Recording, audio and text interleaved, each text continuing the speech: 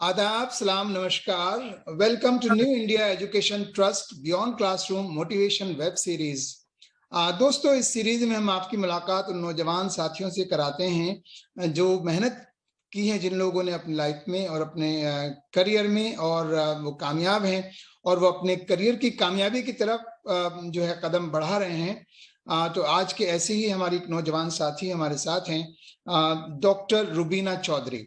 Doctor Rubina Chaudhary का ताल्लुक जो है वो ओरिजिनली हरसोली गांव से है, जिला मुजफ्फरनगर में आपका गांव है, लेकिन आपकी पैदाइश और परवरिश दिल्ली में हुई, चूंकि आपके वालिद साहब दिल्ली पुलिस में जॉब करते थे। बहरहाल, आइए मिलते हैं हमारी आज की मेहमान डॉक्टर रुबीना चौधरी से। Doctor Rubina, welcome to this motivational web series. Assalamu alaikum. Thank you for inviting me. How are you, Rubina? I'm good, alhamdulillah. And how are you? Alhamdulillah, everything is fine. It's a pleasure to talk to you and to meet you. आपसे मिलकर के बहुत अच्छा लग रहा है, आपको देखकर बहुत अच्छा लग रहा है कि आप जो हैं वो MBBS करने के बाद अब आप MD कर रही हैं अलीगढ़ मुस्लिम यूनिवर्सिटी से। तो रुबीना, हम चाहेंगे कि आप हमारे दर्शकों को, हमारे जो खासतौर से हमारे दर्शक होते हैं वो युवा हैं, और उनको जरा अपने बारे में कुछ बताइए, अपनी तालीम के बारे में, अपनी एजुकेशन के बारे में, कि कहाँ किस स्कूल से आपने 10th और 12th किया, और कैसे आपने ये डिसाइड किया कि आपको किस स्ट्रीम में जाना है और मेडिकल लाइन में जाना है। मैंने अपना स्कूलिंग दिल्ली से की है, लिटिल फ्लावर पब्लिक स्कूल से 10th तक। After that, I cleared my entrance exam for Aligarh Muslim University. So I did my 11th and 12th from AMU, and then I cleared PMT from UP. So I did my MBBS from BRD Medical College, Uttar Pradesh, and then I took a drop for 1 year and then cleared entrance for post graduation. Now I got. Rubina, मैं चाहूंगा कि आप हिंदी या उर्दू में बात करें, जो कि गांव के जो हमारे युवा हैं वो हम चाहते हैं कि उन तक हमारी बात पहुंचे। तो अगर आप कंफर्टेबल हो तो हिंदी या उर्दू में बात करें तो ज्यादा अच्छा होगा। बिल्कुल। हाँ, ठीक है ना। तो आपने स्कूलिंग जो है कौन सा स्कूल बताया आपने? मैंने लिटिल फ्लावर पब्लिक स्कूल से की है, यमुना विहार शाहदरा। अच्छा, यमुना विहार शाहदरा में। चलिए, तो आप किस वक्त में आपको जहन में ये आया कि आपको मेडिकल लाइन में जाना है? मेरे को साइंस बायोलॉजी अच्छी लगती थी, and I was influenced by my sister doctor Anjum and doctor Rashida बाजी एंड ऑल। सो उन लोगों ने बहुत मुझे गाइड किया और इंस्पायर किया कि मैं ये ब्रांच फील्ड चूज करूं। तो आप जो है वो अपनी सिस्टर्स को फॉलो कर रही हैं? जी। तो उन्होंने हेल्प भी किया होगा आपको अपनी स्ट्रीम चूज करने में, जो आपने स्ट्रीम चूज की साइंस बायोलॉजी, आपने PCB आपने लिया होगा 11th क्लास में? जी हाँ, तो जाहिर है चूंकि सिस्टर्स डॉक्टर बनी, तो उसी लिहाज से जो है रुबीना ने भी फैसला किया कि वो भी उनको आप फॉलो करें, और आपको भी साइंस अच्छी लगती थी। बहरहाल, ये एक बड़ी बात है कि आपकी सिस्टर्स जो है वो आपके लिए एक तरह से रोल मॉडल रही और आपको उन्होंने हेल्प भी की। अब मैं चाहूंगा कि आप ये बताएं कि जैसे 10th के बाद जाहिर एकदम से जब चेंज होता है, जब हम 11th में आते हैं, तो वहां जो सब्जेक्ट्स हैं, जो लोड है वर्क का, और किताबें भी, यानी अगर मैं कहूँ साइंस को ही अगर मैं लूँ तो 9th और 10th में जनरल साइंस की एक पतली सी किताब होती है, और जब 11th में आते हैं तो फिजिक्स, केमिस्ट्री, बायोलॉजी की मोटी मोटी किताबें हो जाती हैं। जी, थोड़ा वर्कलोड तो बढ़ जाता है, लेकिन करना पड़ता है वर्क। मैं ये बोलूंगी कि सबको क्लासेस सिंसियरली करें, और अगर पॉसिबल हो तो ट्यूशंस करें, उससे कवर हो जाता है। हाँ, यानी मेहनत जो है वो बहुत ज्यादा करनी पड़ती है। तो रुबीना ने किस तरह से अपनी प्लानिंग की होगी, अपना टाइम टेबल बनाया होगा पढ़ने का, खासतौर से 11th और 12th क्लास में? 11th की मेनली साइंस टफ होती है, 12th तब भी इजी होती है, तो मैं क्लासेस करती थी। ये सभी मानते हैं कि 11th डिफिकल्ट होती है और 12th इजी होती है। तो क्लासेस में हमने देखा है रुबीना कि 10th में उनके मार्क्स बहुत अच्छे आते हैं और 11th में जाके वो 50% पे अटक जाते हैं। हाँ, क्योंकि 11th की फिजिक्स बहुत टफ है और 12th की तब भी इजी है। हाँ। तो और फिर मतलब आपने जैसे बोला कि 10th में बहुत पतली पतली बुक्स होती हैं, फिर 11th के बाद तो थोड़ा चेंज तो होता है, इस वजह से भी वो लोग नहीं कम्पीट कर पाते हैं। मैं क्या करती थी, जो भी टॉपिक जिस दिन क्लास में पढ़ाया जाता था मैं उसको तुरंत वापस आके पढ़ के अपना पूरा मतलब वो टॉपिक एकदम अच्छे से तैयार कर लेती। तो मैक्सिमम 60% टॉपिक्स क्लास में पढ़ा दिए जाते थे और वही इंपॉर्टेंट भी होते थे, उन्हीं से क्वेश्चंस भी बनते थे। तो इस तरीके से मैंने कवर किया था अपना। यानी प्लानिंग तो करनी पड़ती है, अगर आपको कुछ बनना है तो अपना टाइम टेबल एक बनाना पड़ता है, उस टाइम टेबल के हिसाब से पढ़ना होता है। जी। तो वही आपने भी टाइम टेबल बनाया, उसी हिसाब से आपने मेहनत की। तो कितने घंटे आप पढ़ती थी स्कूल के आवर्स के बाद? स्कूल के बाद वही 4-5 मैक्सिमम, इतना ही हो पाता था क्योंकि अच्छा। ज्यादा टाइम इतना बहुत था। And what was Sunday the और बेस्ट टाइम कौन सा रहता था, अर्ली मॉर्निंग या फिर evenings? I am an early bird, तो मुझे सुबह में जगना अच्छा लगता है, मैं सुबह में ज्यादा अच्छा पढ़ती हूँ। तो सुबह में कितने कितने बजे उठना होता है और कितने घंटे फिर आप सुबह स्कूल जाने से पहले पढ़ती रही?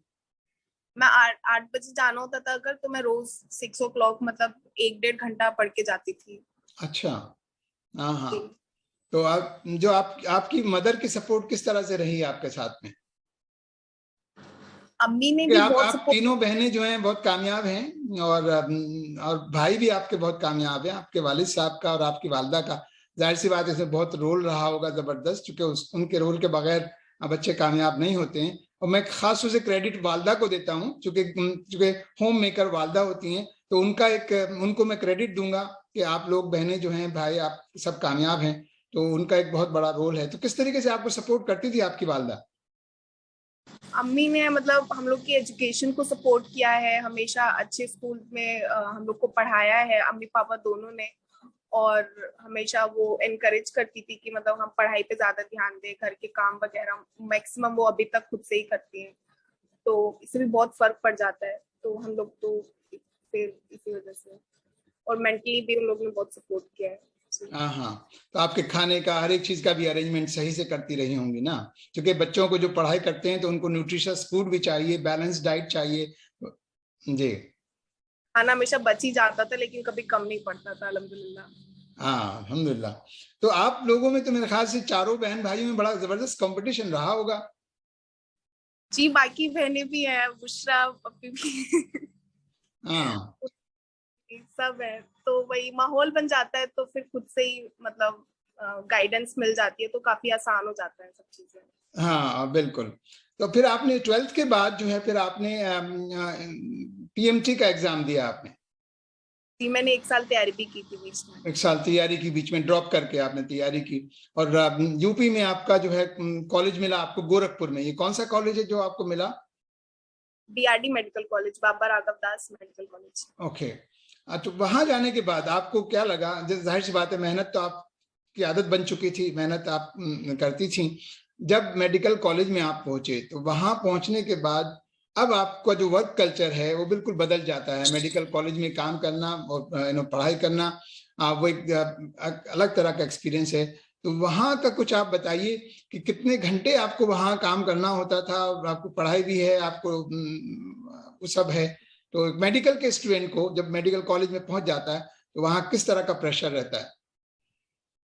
शुरुआत में थोड़ी दिक्कत होती है कि फर्स्ट ईयर में यूजुअली समझ में नहीं आता है कि कैसे पढ़ना है, और जैसे 10th के बाद 11th-12th में ट्रांजिशन होता है तो बहुत बड़ी बड़ी बुक्स आ जाती हैं। ऐसे 11th-12th और फर्स्ट ईयर एमबीबीएस में भी बहुत डिफरेंस होता है। एक्चुअली होते 3 सब्जेक्ट्स ही हैं लेकिन बहुत हैवी हैवी बुक्स होती हैं, तो शुरुआत में दिक्कत होती है, आइडिया नहीं मिलता है। बट जैसे फर्स्ट ईयर हो जाता है ना, तो सेकेंड ईयर समझ में आने लगता है कि मुझे कैसे कैसे पढ़ना है। तो मैं उस टाइम पे भी यही चीज फॉलो करती थी कि जो क्लास में पढ़ाया जाता था मैं उसको उसी दिन आके रूम पे पढ़ लेती थी और वो टॉपिक तैयार कर लेती थी। तो वैसे ही मैक्सिमम जो भी क्वेश्चंस एग्जाम में आने वाले होते थे वो सब टीचर्स कवर करा देते हैं।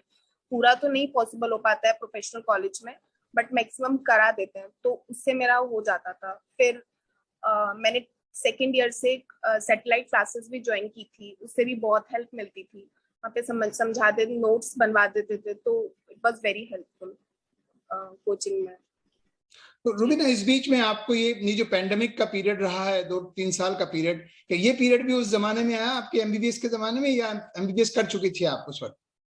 मेरी इंटर्नशिप तब कंप्लीट हो रही थी और तभी से फर्स्ट टाइम लॉकडाउन शुरू हुआ था, तो मैं दिल्ली आ गई थी, उसके बाद शुरू हुआ था। अच्छा। इंटर्नशिप कहाँ की आपने? मैंने गोरखपुर से ही की इंटर्नशिप। अच्छा, वहीं गोरखपुर में ही आपने इंटर्नशिप की। तो ये हुआ कि पैंडेमिक से पहले आपका कंप्लीट हो चुका था, फिर आपने एमडी की तैयारी शुरू कर दी। जी। तो एमडी आपका जो है हो गया, एएमयू में अब आप पहुंच चुकी हैं। एमडी आप कौन सी ब्रांच में कर रही हैं? मैं ऑब्स्टेट्रिक्स एंड गायनेकोलॉजी में कर रही हूँ। अच्छा, इसको कुछ अगर आप एक नॉर्मल एक आदमी के लिए जो जानते नहीं है, ये जो टेक्निकल लैंग्वेज है वो नहीं जानते, उनको समझाने के लिए आप क्या कहेंगे कि एमडी किस ब्रांच में हो रहा है? ये सारी डिजीजेस जो वुमेन से रिलेटेड होती हैं उन सब के लिए होता है। ऑब्स्टेट्रिक्स मींस साइंस का वो पार्ट जो प्रेगनेंसी से रिलेटेड होता है, राइट, कंसेप्शन से लेके पूरा delivery and 6 weeks after delivery तक जो भी होती हैं वो सारी चीजें साइंस के ऑब्स्टेट्रिक्स वाले पार्ट में आती हैं। एंड इसके अब बाकी की वुमेन की बाकी सारी डिजीजेस जैसे कैंसर हो गया रिलेटेड टू मेंस्ट्रुएशन और बाकी सारी डिसफंक्शन, ब्लीडिंग, ये सब गायनेकोलॉजी वाले पार्ट में आती हैं। तो ऑब्स्टेट्रिक गायनेकोलॉजी ओबीजी कम के 2 पोर्शन होते हैं, obstetrics and gynaecology. Obstetrics pregnancy and gynecology related to all the diseases female से related। हाँ, नहीं, मेरे ख्याल से बहुत अच्छी ब्रांच है और इसकी जरूरत भी है।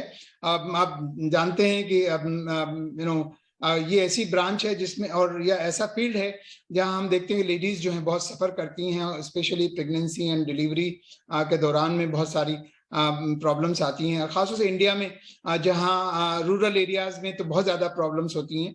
तो हमें ऐसे डॉक्टर्स की, एज एक्सपर्ट्स की जरूरत है जो उस वक्त में लेडीज को जो है वो मदद कर सके, और जो एक तरह से बहुत सारी लेडीज जो है वो डिलीवरी के दौरान उनकी डेथ भी हो जाती है, तो उसको हेल्प कर सकेंगी। तो बहरहाल ये एक बहुत अच्छी आपकी ब्रांच है और हमें उम्मीद है कि आप आगे बढ़कर जब आपका एमडी पूरा हो जाएगा फिर उसके बाद आप जरूर यानी जो खिदमत एक डॉक्टर करता है, एक डॉक्टर जो है वो सही मायनों में समाज में जबरदस्त खिदमत का काम एक डॉक्टर करता है, उसकी जरूरत होती है, आप वो करेंगी। रुबीना, आपसे मैं अगर ये पूछूं आपसे कि where do you find yourself in 10 years? आपका सही मायनों में जो ड्रीम है, ठीक है, डॉक्टर आपने बनना सोचा, डॉक्टर आप बन गई, एमबीबीएस आप हो चुकी हैं, एमडी आप कर रही हैं, बहुत जल्दी वो भी हो जाएगा। उसके बाद आप क्या सोच रही हैं? What is your plan? आपका मुस्तकबिल के लिए क्या प्लानिंग है? मैंने अभी तक वैसे पूरा डिसाइड नहीं किया है, बट मैं चाहती हूँ कि मैं बाहर जाऊं, यूएस या सऊदी इंशाल्लाह। एंड वहाँ पे मैं चाहती हूँ कि मैं और काम सीखूं और आगे सुपर स्पेशलाइजेशन करूं। जी। तो आपकी डेस्टिनेशन जो है वो या तो सऊदी है या यूएस है? जी, कोशिश पूरी। हाँ, वो कहते हैं ना, जो सोच लेता है इंसान, अगर उसके पीछे लग जाए तो फिर शायद कायनात जो है वो भी मदद करती है उसको। और हमें ऐसी उम्मीद है कि आप अपने मिशन में जो आपका सपना है यूएस या सऊदी जाने का और अपने इस फील्ड में आगे मेहनत करके और आगे बढ़ने का, आप उसमें जरूर कामयाब होंगी। रुबीना, हम चाहेंगे कि आप अपने जो हमारे युवा हैं, खासतौर से वो युवा जो अभी 9th क्लास से लेकर के और 12th क्लास तक इस वक्त स्टूडेंट्स हैं, स्कूलों में कहीं ना कहीं पढ़ रहे हैं, और उनके लिए जनरली इन जनरल सभी यूथ के लिए, और इन पर्टिकुलर मैं चाहूँगा कि लड़कियों के लिए खास तौर से अगर आपके पास कुछ मुफीद मशवरे हैं तो वो जरूर हमें बताएं, हमारे दर्शकों को। जी, मैं यही सजेस्ट करूंगी कि जिस भी फील्ड में किसी भी स्टूडेंट का इंटरेस्ट है तो वो अपने इंटरेस्ट को फॉलो करें, क्योंकि अगर इंटरेस्ट को फॉलो करते हैं तो कामयाबी जरूर मिलती है। अगर आपको बायोलॉजी अच्छी लगती है तो मेडिकल फील्ड चूज करें, अगर आपको मैथमेटिक्स अच्छी लगती है तो इंजीनियरिंग करें, और अगर आपको सोशल स्टडीज अच्छी लगती है तो सिविल सर्विसेज ज्वाइन करें, या अगर आपको सीए बनना है तो कॉमर्स साइड लें।